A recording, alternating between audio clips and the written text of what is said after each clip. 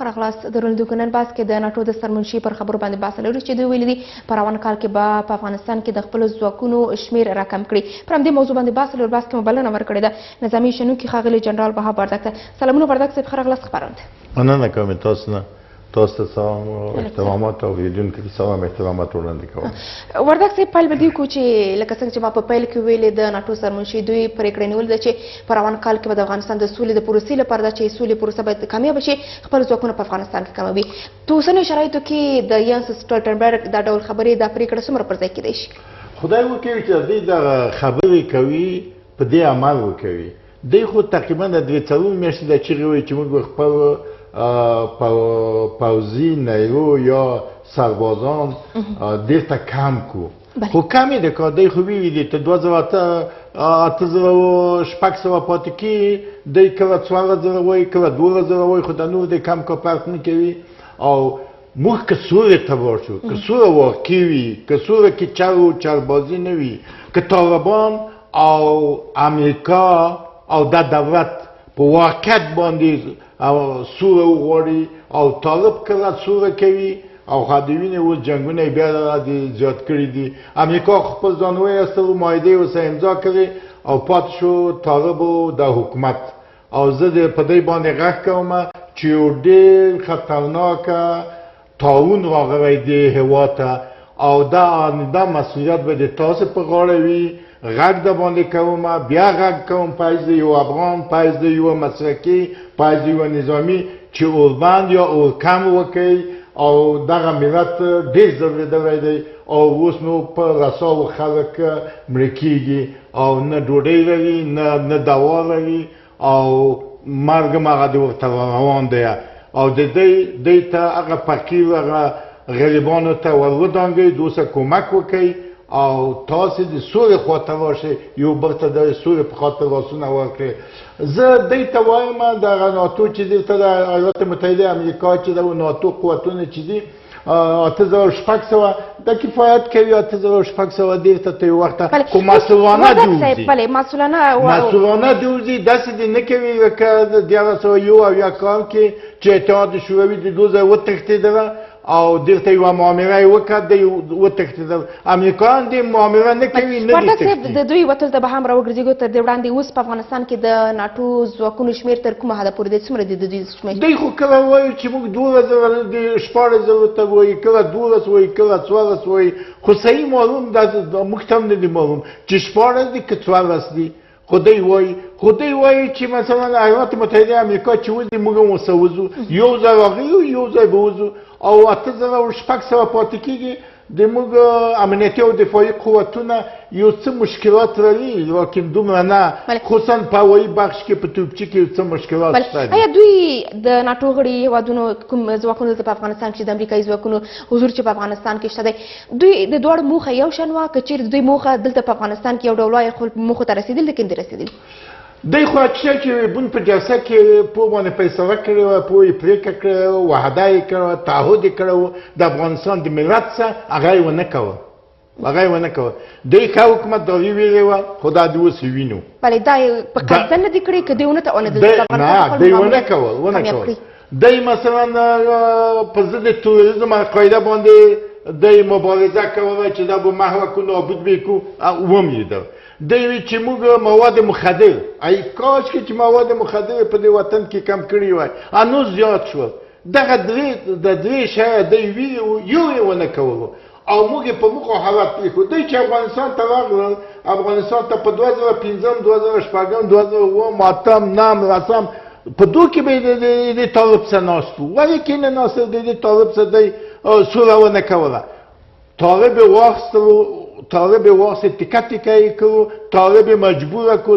طالب وتښتېدو، طالب مسلح شو، طالب نورو هېوادو ته لاسونه واچول او دا دولت هم تقویه نه کړو. اوس د دې موږ تاسې وینو چې دا دولت هم تقویه، کاش کې چې دا دولت هم تقویه کړی وای، یو صحیح سیستم یې موږ ته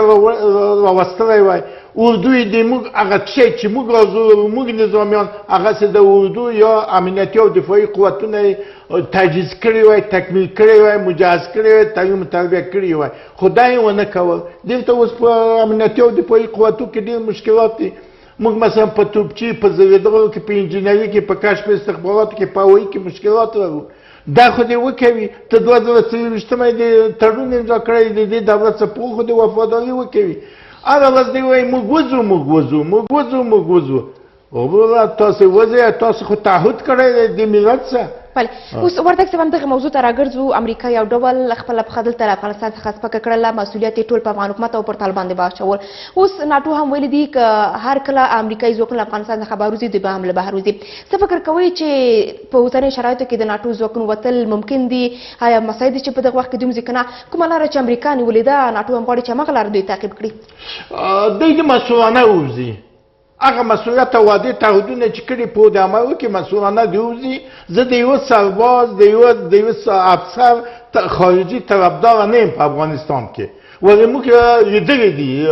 اتحاد شوروي دلته تجاوز وکړو او اتحاد شوروي موږ ښه ولیدل چې څه یې وکړل او څنګه یې وتښتېدل ولاړل موږ ښه لیدلي دي د یوه سرباز د یوه افسر طرفدار نه یم په افغانستان کې وي لیکن دوی د مسؤلانه وځي یو او د هغه معاهدې چې په اضافه د یو کال نه په قطر کې د طالبانو سره امضا کړي دي اوس خو هغه د طالبه حکومت دوی دواړه پاتې شول دوی دواړه افغانان دي حکومت هم افغان دی طالب هم افغان دی دوی دې اوس راشي او دغه یو جسارت وکړه یو شجاعت وکړه دوی دواړه د کینی بین افغاني جلسه دې وکړي او د مسایل دې حل کړه دا وطن نو بیخي دغه هېوادوال نور ته پوزې راغلي دي د هېوادوالو کې هېڅ شی نه دی پاتې بېچارهګانو کې فقر دی هلته اوس سیلابونه دي جنګ دی کرونا راغلې ده تبعیض راغلی دی وطن ته او وچې ډوډۍ نه لري د خدای په وچې ډوډۍ دغه پایتخت دی په دې پایتخت کې وچې ډوډۍ صحیح نه پیدا کوي کار نشته دی ځوانان بیکاره دي پوهنتون لوستی دی ماستري راوړي ډاکټري راوړې ده لیکن بیکاره دي پس په دې اساس باندې په چا باندې حکومتداري کوئ دوی ته خو ورکړئ اختلافات دي رهبران اختلاف بې اتفاقي کوي سیاسیون بې اتفاقي کوي د دولت سره نه کیني دولت سره مثلا جلسې نه کوي دولت بس اختلافونه خدای راوستلي موږ ته د غریب هېواد ته بس اختلافات چې راغلي دي دغه خونه بله وردګ صاحب همدغه په کوردننه د سیاسیونو کوم اختلافات چې دي دا څومره د دې زمینه بهرنیانو ته مساعده کړې چې بالاخره دوی په خپل سر باندې پرېکړې ونیسي غیر مسؤلانه تګ له افغانستان څخه وکوي دلته په کوردننه زموږ سیاسیونو دغه څومره ورته دغه زمینه برابره کړې دغه اختلافات یا زمینه خو یې داسې کړې چې طالبانو ته یې اماده کړې اوس طالب د تاسو موږ سره نه کیني طالب ته یې د جرأت شجاعت او دا ورکړو د قوت یې ورکړو دا په چا ورکړی دی دا فقط موږ خپل بې اتفاقي موږ سیاسیون د موږ رهبران د حکومت څخه بې اتفاقه دي نه جوړېږي یو خو دا دی دوم خبره چې ده د موږ څخه چې د خارجیان دي دغه د امریکا ده د ناتو ده د نور هېوادونه دي دا هم په صداقت د موږ سره ګاونډیان خو د موږ ته ناست دي چې موږ څه رقم تباه شو څه رقم یو طوفان راشي موږ یوسي هم ایران دیتا ناست دی هم پاکستان دیتا ناست دی عمومی اگر که اوس د طالبانو سره مثلا ایران و چین و روس دا کمک کوي او هغه ورته وایي خصوصا د پاکستان و ایران خو زیات کمک کوي او روس او چین د پردې شا کمک کوي د طالبانو سره خو زه په طالب هم غږ کوم په دې حکومت هم غږ کوم په سیاسیونو هم غږ کوم په رهبرانو هم غږ کوم چې د تاسو مسؤلیت دی چې دغه دولت او د طالب مجبوره دې ته شي چې اوربند وکړي یا اورکم وکړي په خاطر د دې چې ملت نور په ملت کې شی پاتې نه دي دا ملت ډېر فقیر دی ځورېدلی دی او دا ملت د جنګ د واسه د کرونا د واسه د فقر د واسه د بیکاري د واسه نور هیڅ توان نه لري پس راځئ په دې رحم وکړئ خپل مسؤلیت ایماني وجداني افغاني ادا کړئ بله وردګ صاحب دې ته هم راګرځو لکه څنګه چې تاسو خپله مخکې اشاره درلودله چې د یو بهرني شتون دلته په افغانستان کې هېڅ افغان ته هېڅ طالب ته د زغملو وړ نه ده اوسني شرایط ته په کتو چې بهرنیان دلته په افغانستان کې د دوی ماموریت یوازې سلا روزنه وي په دې برخه کې دوی په جګړې کې ډېر زیاته برخه نه ده اخیستې اوس د دوی شتون ته اړتیا لیدل کېږي افغان ځواکونه دومره شوي دي چې پرته د دوی د سلا مشرونه خپلو لیکو ته ورشي هغه ځایونو کې چې جنګ دلته وجنګېږي افغان ځواکونه توان و قدرت لري لیکن بعضې خارجګاوې هم نواقص هم لري په دو باندې باید سترګې پټې نه کړو سبا داسې نه شي سبا داسې نشي چې په دې میز موږ ته ووایي چې تاسې وایي چې د افغان امنیتي او دفاعي قوتونه د دې توان او قدرت لري چې دفاع وکوي دا د اوس خو یې نشي کولی زه دا اوس هم په دې غږ کوم چې بعضې نواقص شته دي په افغان امنیتي او دفاعي قوتو کې بعضې نواقص شته دي اگر چې د هغو تیرو کارونه ډېر ښه شوي دي مثلا د 2014 نه تر اوسه پورې چې 2020 په د 15 کارو کې ډېر ښه شوي دي هم په تعلیم و تربیه کې هم په تجهیز کې هم په اکمال کې ډېر ښه شوي اولي بخشونه ډېر مجهز شوي دي یعنې چې زه تقریبا 3 کاله مخکې قمندان د هوایي هم 2 وخت نه اوس ډېر په مخ تللي دي هم په ترانسپورت کې هم په بمبارد طیارو او هلیکوپټرو کې ډېر په مخ تللي خو بعضې نواقص بعضې شته دي کمبوتات شته دي چې هغه دی چې وعده کړي دي هغه دې باید عملي کړه تجهیز یې کړه تکمیل یې کړه تعلیم و تربیه یې کړه چا چې وعده کړي چا چې تړونونه امضا کړي دي په هغو د کلک ودرېږي داسې دې نه کوي چې موږ طالب پرېږدي د موږ طالب هم یو معذره ده خوشبختانه د طالبو 3 نفري هیات راغلی دی د بندیانو د خلاصولو په خاطر دا یو ډېر نیک اقدام دی ډېر ښه اقدام دی خو دغه دولت چې د دې دولت څخه کښېني طالبه راشه د دې دولت څخه کښېنه حکومت ته کښېنه د دې دولت څخه سیاسونه مه کوئ داسې بې اتفاقي مه کوئ رهبرانو بې اتفاقي مه کوئ یو تعداد رهبران ډېر خپل مسؤلیت ادا کوي او ډېر د وطن زړه خوږېږي د تمامه ورځ دی هلو ځلو کوي مبارزه کوي دید و بازدید کوي میانجیګري کوي زه د دوی نه تشکر او سپاسګزاري مننه کوم کور دې ودانوي خدای دې زیات عمر ورکړه خو یو تعداد بیا نه کوي یو تعداد جنجالونه راوړي پس په دې باندې دغه هیواد یو اتحاد و اتفاق ته ضرورت لري اتحاد و اتفاق ته مسؤلانه بله وردګ صاحب اوس داسې هم ویل شوي دي لکه څنګه چې تاسو مخکې هم اشاره درلودله چې بهرني ځواکونه کله د خپلو د وتلو په تړاو باندې دقیق وخت نه معلوموي د دوی وخت معلومه نه دي چې کله به وځي خو اوس بیا ویل شوي دي چې په 14 میاشتې په لړ کې به دوی له افغانستان څخه به وځي وروستي حالات ته په کتو دا چې په تېر کې هم ویل شوي دي چې دوی به ووځي تر دې دم پورې نه دي وتلي اوس ممکن ده چې د 14 میاشتې په لړ کې دوی په خپلې وعدې باندې وفا وکړي او افغانستان څخه بهر وځي که د یو اصلي مسله په کوم ځای کې اصلي مسله طالب او دغه حکومت دی دغه حکومت او طالب چې د مذاکرې په میز باندې کښېني او خپل دین خپل مسؤلیت ادا کړه د خارجي قوتو ته هېڅ دلته ضرورت نشته دی خو ولې نه کوي ولې افغان حکومت او طالبان دوی نه کوي دغه یو مسؤلیت بدبختانه چې دلته همسایګان د موږ په داخلي چارو کې ډېر ګوتوینې کوي ډېره مداخله کوي زه طالب باندې هم غږ کوم طالب هم د دې وطن دی چا برابره کړې ده وردګ صاحب چې دوی مداخله کوي افغانانو آماده کړې ده هم دو خواته هم خواته افغانانو آماده کړې ده اوس ګوره راځئ په شپږم د میزان باندې انتخابات وشو اوس دغه د 14 د عمل دی اوس خدای په شپږم د میزان ګوره 14 د عمل ګوره 7 میاشتې کې د انتخاباتو تېرې شولې په د 7 میاشتې کې دوی سره جوړ نه شول دا نه جوړېږي تمام ادباني دی خودخواهي ده یکتازي ده وګوره خو 7 میاشتې د انتخاباتو د ملت څه وکوي د ملت اوس په د کابل کې کورونا راغلې ده 240 نفر په د افغانستان کې نیولي دي دا ته ودرېږي چې څه کوي او وزیر د ساتامي وایي چې 25 میلیونه موږ په تباهي کې 25 میلیونه موږ تلفات ورکوو هغه نور هم زیاتره د افغانانو روحیه ضعیفوي ما وایه چې 15 خدای دې کړه چې ټول خدای نکرده د وطن په خاطر باندې تباه بشو لکن دا تبلیغ مه کوئ او امکانات هم ډېر محدود دي او په ورځ کې د 15 نه تر 15 زره د ایران راوځي وم یې د پردی کټ ته نه مو شپو دی که نه افغانانو وم یې دل که نه دا دې وباسیم که نه مو وباسي دغه دی نازی دی تاسو پیروانیان نازی دی د اوس مرچړي وځئ پردی کټ ته نه مو شپو دی راځئ په خپل هېواد کې خپل هېواد اتفاق او اتحاد وکړو خپل هېواد د بدبختي نه خلاص کړو وردګ صاحب د بدبختي نه خلاص کړو وردګ صاحب که چېرې احیانا بهرني ځواکونه له افغانستان څخه بهر وځي څه پیشبیني تاسو لرئ د دوی له ورتګ څخه به وروسته د افغانستان وضعیت کوم لوري ته لاړ شي د کوم ډول وضعیت شاهدان به موږ تاسو اوسو که طالبان په دې هېواد او په هېوادوالو باندې زړه وسوځي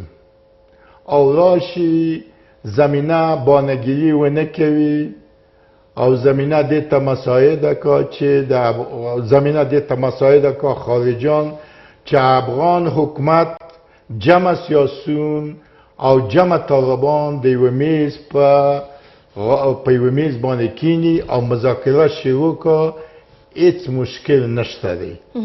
او که داسې وي چې یوه توطیه وي د پردې تشاپور یوه توطیه وي دا نو بیا موږ ته زیات مشکلات پیښیږي زښت ته زیات او موږ بیا هغه کارو ته زور وکړه د 1991 کې چې اتحاد شوروي ووتو په وخت کې خو اتحاد شوروي چې ووتو د موږ وسلوال پوځ ډېر قوي و زښت ته زیات قوي و اوس خو بیا دومره قوي نه دی دومره لکه هغه وخت کې چې قوي و بیا موږ په مشکلاتو باندې ګرفتاره کیږو او مشکلات موږ حسوو پس په دې اساس دلته اتحاد و اتفاق زه سیاسونو باندې غږ کوم په رهبرانو غږ کوم راځئ د دې حکومت څخه کینئ په یوه خوله شئ په یو اواز شئ دا حکومت که منئ که نه منئ که ضعیف دی که قوي دی اوس خو د تاسې نمایندګي کوي د دې هېواد نمایندګي خو کوي ورسره کینئ کینئ سبا طوفان روان دی ای سیاسونو ای رهبرانو ای روشنفکرانو دغه طوفان داسې طوفان دی چې ټول د یوه سره وړي نه به تاسې وئ نه به د حکومت وي نه به موږ وو هېڅوک به نه وي بل څوک به راشي دلته به قدرت ونیسي بیا نو کینئ که کوم یو ژوندي پاتې شو خو که نه و د کې به نه خلاص دی زه په طالبانو غږ کوم چې ای طالبه ته د دې وطن په دې وطن نور رحم وکړه ته راشه دا دیوې وګوره چې څومره ځوانان د موږ خاوره باندې شوي تاسو پخوا کوم شهیدان شوي زه امر شوي هم شهیدان شوي تاسو هم د طالبان هم د دې وطن خلک دي راځئ د دې وطن په باره کې فکر وکړو او دا وطن د دې بدبختي نه خلاص کړو د دې احتیاجي نه خلاص کړو د دې بېعزتي نه باید خلاص کړو بله د طالبانو او امریکا ترمنځ کومه هوکړه چې لاسلیک شوه دوی کې د بهرني ځواکونو پر وتلو باندې هم توافق وشو چې باید بهرني ځواکونه په افغانستان کې وځي دا د طالبانو لپاره سره کار خو چې باید بهرني ځواکونه له افغانستان څخه بهر وځي توافق وشو چې بهرني ځواکونه به په 14 میاشتو کې له افغانستان څخه بهر وځي اوس د طالبانو د بندیانو د خلاصون په تړاو باندې دوی یو بهانه پیدا کړې چې ګواکې باید په یو وار سره به 15000 طالباندیان خوشي شي څه فکر کوئ چې د طالبانو له لوري د افغان حکومت له لوري کله کله په دوی باندې ادعا کېږي چې دوی د سولې په برخه کې ژمن نه دي همدغه بهانې څومره وضعیت پیچلی کولی شي حکومت زه د حکومت طرفداري نه کوم نه د حکومت سخنګوی یم د حکومت ډېر قوي سخنګویان لري هغه ورځې زه وینم په د تلویزیونو کې هغه سخنګویان زه هغه نه کوم طرفداري نه کوم لیکن زه وایم چې د حکومت ډېر ګذشت کړو 15000 طالبه دلته خوشي کوي دغه یوه قرباني ده دا اسانه نه ده د قرباني ټول بد خو وایي په دې دولت باندې بد وایي په دې رئیس جمهور بد وایي همیشه کنځاوي ورته کوي بد په وایي چې ته 15000 طالبه څنګه خوشي کوي او رئیس جمهور لیکن دا قرباني ده چې د حکومت ورکړه 15000 په خوله یادېږي ته هم رادراتې شه ته هم ګذشت وکړه طالبان د دې وطن دی زه طالبان ښه پېژنم طالبان کې ډېر ښه خلک دي ډېر وطن پرسته خلک دي په دې وطن یې زړه بدېږي زه پېژنم او په دې خوا کې هم شته دي په دې رهبرانو کې ډېر ښه خلک شته په دې سیاستونو کې ښه خلک شته په دې دولت کې ښه خلک هم شته واقع معاملهګر خلک هم شته دي یو تعداد واقع ښه خلک هم شته دي دغه ښه خلک راځئ سره یو ځای شي راځئ د وطن د دې بدبختي نه خلاص کړي طالبه ته هم ګذشت وکړه دغه آیات د سورې آیات چې تعیین شوی دی دا ته په دو کې غږېږي چې دا مثلا نه دی ملي نه دی خو زه به تا ته وایم چې ته چې دا دولت ولې د حکومت ولې تا په آیات کې نه غږېږي تا په آیات کې یوه ښځه شته د ښځو حقوق غواړې که نه غواړې یوه ښځه شته راوښیه یوه ښځه راوښیه چې ته د دې دولت څه کینې په دو دولت کې 15 ښځې تاسو کینی 15 ښځې تاسو کینی تا یوه ښځه وګوره چې تا حق ورکړی دی او د حق ښځه حق لري ولې د دولت نه درته وایي چې ته ښځې ته ولې حق نه ورکوې یوه ښځه هم داخله کوي تا په هغه کې په دو کمیسیون کې لیکن ته په دو کې غږېږي امریکا وایي چې ښه دی ملل متحد وایي ښه دی سفارت امریکا وایي ښه دی او سیاسون وایي ښه دی او ته وایي چې نه بانې مه کوئ